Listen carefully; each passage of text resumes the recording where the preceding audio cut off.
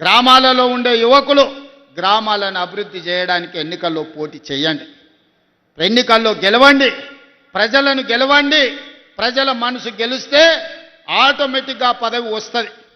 నేనే ఉదాహరణ, 2006లో నేను జడ్పీటీసీ ఇండిపెండెంట్గా గెలిచిన, 2007లో ఎమ్మెల్సీ ఇండిపెండెంట్గా గెలిచిన, 2009లో ఎమ్మెల్యేగా గెలిచిన, 2014లో ఎమ్మెల్యేగా గెలిచిన, 2019లో ఎంపీగా గెలిచిన, 2021లో కాంగ్రెస్ పార్టీ ప్రెసిడెంట్నైనా, 2023లో తెలంగాణ రాష్ట్రానికి ముఖ్యమంత్రి అయ్యి 2025లో మాధవన్న పక్కన నిలబడి ఈ రాష్ట్రాన్ని అభివృద్ధి పదం వైపు నడిపించాలనుకుంటున్నా.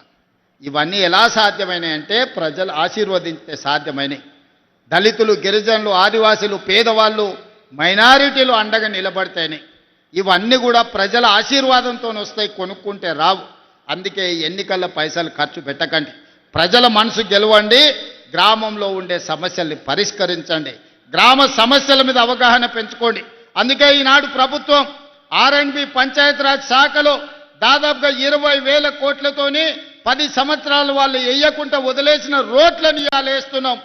ప్రతి తండా నుంచి, ప్రతి గూడెం నుంచి మండల కేంద్రానికి ఒక బీటీ రోడ్డు, అదేవిధంగా మండల కేంద్రాన్ని నుంచి జిల్లా కేంద్రానికి డబల్ రోడ్డు, అదేవిధంగా జిల్లా కేంద్రం నుంచి రాష్ట్ర రాజధానికి 4 లేన్ రోడ్డు.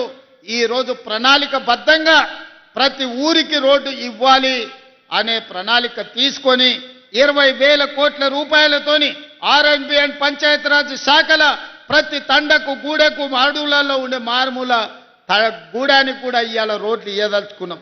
ఏ గ్రామానికి కూడా రోడ్డు లేదని వినదలుచుకోలేదు. రోడ్డు, తాగునీరు, బడి ఈరోజు మన ప్రాధాన్యత. ఇవన్నీ పనులు మేము చేస్తాం. ఇవన్నీ అమలు జరగాలంటే గ్రామాలలో సర్పంచులు మంచోళ్ళు ఉండాలి.